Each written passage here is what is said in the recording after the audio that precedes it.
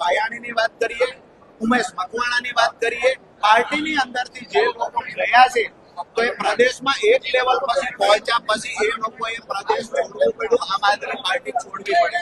રાજુ કરપડાને એવું હતું હું એક લેવલ સુધી પહોંચ્યા પછી આ પાર્ટી છોડવાનો વારો નહીં આવે, પરંતુ જ્યારે તમે કેજરીવાલજીના સંપર્કમાં જાઓ છો, અહીંની વાસ્તવિકતા કેજરીવાલજી સુધી પહોંચાડવાના જ્યારે પ્રયત્ન કરો છો ત્યારે તમને પાર્ટીમાંથી સાઈડ કરવા માટે યા તો તમને લાંબા સમય સુધી કોઈ કેસમાં ફસાવવાનું ષડયંત્ર અહીંયાથી થાય છે, જે બે લોકોના મેં નામ આપ્યા. રાજુભાઈ, હવે તમે સત્તા પક્ષ સાથે જોડાવાની વાત કરી, ખેડૂતો માટે કામ કરશો, ક્યાં સુધીમાં જોડાવાના છો અથવા કોઈ નિર્ણય કર્યો છે આપે? હાલ મેં પહેલા પણ કહ્યું કે ગઈકાલે મોટી સંખ્યામાં ખેડૂતો સાથે મારી મુલાકાત થઈ. આવનાર સમયમાં એક ખેડૂત પંચાયત નીચે રાખો અને ત્યાર પછી જે નિર્ણય લેવાનો હશે એ લેશું.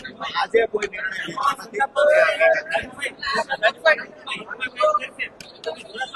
હું તો જયારે આપમાં હતો ત્યારે પણ કહેતો સત્તા પક્ષ ખેડૂતોના બે કામ સારા કરે તો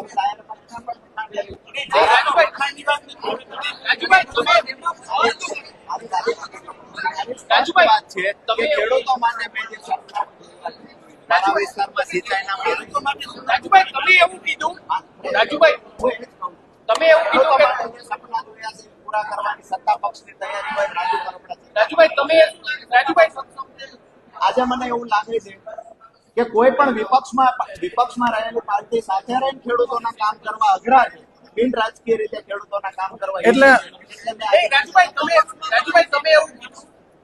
તમે એવું કીધું કે જો કોઈ વ્યક્તિ અરવિંદ કેજરીવાલની નજીક જાય તો બે નેતાઓ તમને ફસાવાના કરે છે, તો એ બે નેતાઓની સરકાર સાથે સાટગાંઠ ચૂકી ચૂકે એ જવાબ તો એ જ આપી શકે, પણ એ બે નેતાઓ શું લાગે બે નેતાઓ ધ્યાન રાખે છે. રાજુભાઈ ચૂંટણી 2027માં લડશું? આજે મેં એવું કઈ નક્કી નથી કર્યું. હું 22માં જયારે લડ્યો છું ત્યારે પણ લગભગ તમામ પત્રકાર મિત્રો એના સાક્ષી છે. 22માં જયારે હું લડ્યો ત્યારે પણ મેં નક્કી નહોતું કર્યું. પાર્ટીએ કહ્યું કે આ સર્વેમાં તમારું નામ આવે છે, તમારે લડવી જોઈએ. એક મહિના પહેલા મને ખબર પડે હું લડ્યો છું. હવે 27 ને તો 2 વર્ષની જ્યારે કોઈ નેતા જ્યારે વિપક્ષનો કોઈ નેતા પાર્ટી છોડે ત્યારે એમ કે એને સરકારે દબાણ કર્યું.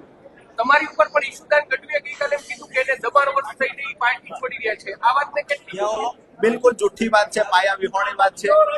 હું તો હજુ પણ એ કહું છું કે પાર્ટીમાંથી મને મનાવવા ફોન નથી